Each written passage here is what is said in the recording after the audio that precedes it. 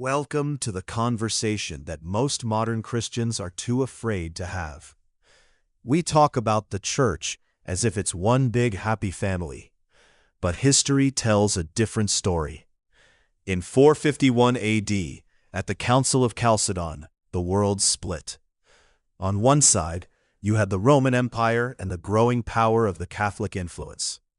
On the other, you had the Oriental Orthodox, the ancient churches of Ethiopia, Egypt, Syria, and Armenia. Today, we're going to talk about why the Oriental Orthodox were right, why they refused to bow to Rome, and why they deserve the credit for saving the true nature of Christ. Most people think church history is just about theology. It's not. It's about power.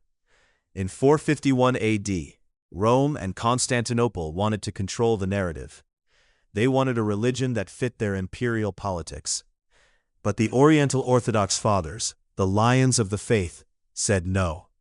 They chose the desert, they chose persecution, and they chose the cross over the comfort of the emperor's palace. Here is the hard truth of the separation. The Catholic side started teaching that Christ exists in two natures. They divided him. They tried to use human logic to pull apart the divine and the human. But the Oriental Orthodox held the line of tewahedo, unity.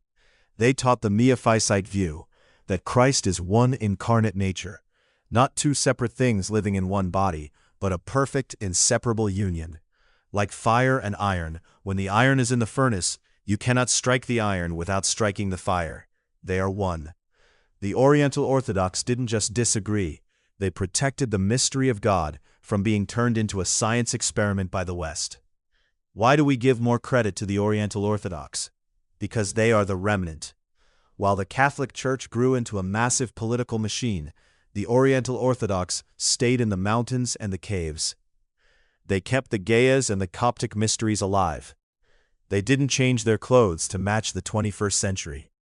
They didn't turn their liturgy into a rock concert. They suffered for 1,500 years, being called heretics by the West, only for modern scholars to finally admit, actually, the Oriental Orthodox were right all along.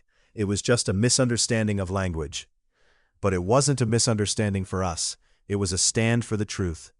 To the listeners, if you're looking for a religion that is easy, go elsewhere. If you want a religion that follows the trend, follow the West. But if you want the faith that survived the Roman Empire, the Persian Empire, and the modern world without changing a single letter of the law, look to the Oriental Orthodox. It is the church of the martyrs. It is the church of the secret place. It is the church that refused to divide the Christ who died for us. Stop following the money. Follow the cross that stayed heavy for 2,000 years.